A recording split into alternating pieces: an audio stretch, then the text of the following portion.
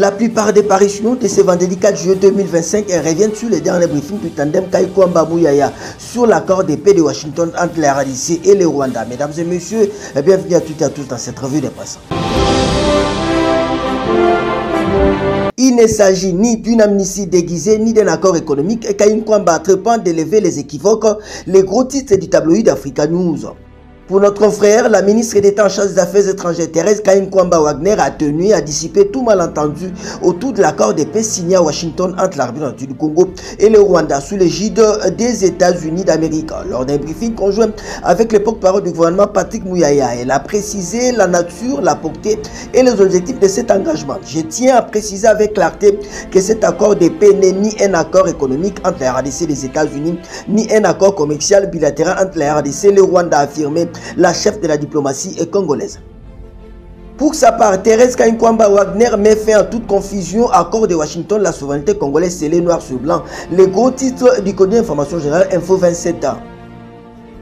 Chez notre confrère, nous pouvons lire l'accord de Washington vient, selon la chef de la diplomatie congolaise, s'imbriquer de manière complètement au processus existant, notamment les efforts régionaux pilotés par l'Union africaine et les initiatives de Luanda et de Nairobi. Loin de céder au fantasme alarmiste, Mme Kayinkwamba a tenu à rassurer, l'accord ne prévoit nullement que le Rwanda mette la main sur les richesses de la RDC. Il s'agit d'un engagement contraignant qui repose sur deux principes essentiels, la primauté de l'intégrité territoriale et le devoir de réciprocité. C'est ce que politique est assorti des garde-fous juridiques, mais aussi d'une pression diplomatique et médiatique accrue qui pèse désormais sur les signataires.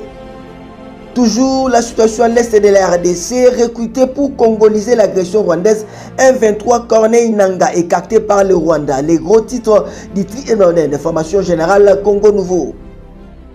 En quoi notre confrère, considéré depuis longtemps par les autorités congolaises comme une marionnette du Rwanda, Corneille Nangaa a finalement été écarté du centre de décision par Kigali qui dirige réellement les M23. D'après les rapports du groupe d'experts des Nations Unies, le Rwanda dirige les opérations militaires des rebelles de FCM23 dans l'est de la République du Congo. D'après ces documents, les dirigeants militaires et politiques de la rébellion ont continué de recevoir des instructions et les soutiens du gouvernement rwandais ainsi que des services de renseignement pour leur progression dans les problèmes du Nord Kivu et du Sud Kivu. On va terminer par cette affaire qui défraie la chronique, chose comme spéculation autour d'un deal à 40 millions de dollars américains, les gros titres du journal Ouragan. Alors que des courtiers immobiliers des renom commissionnaires dans la capitale spéculent, voilà 2 mois sur la mise en location de l'immeuble ex-Sosacom, sinon une vente purement et simplement à 40 millions de dollars en vue de moderniser l'outil de production de la Gécamine comme sollicité fin 2024 par les banques syndicales auprès de la Première ministre Julie Tsuminwa-Tshuluka.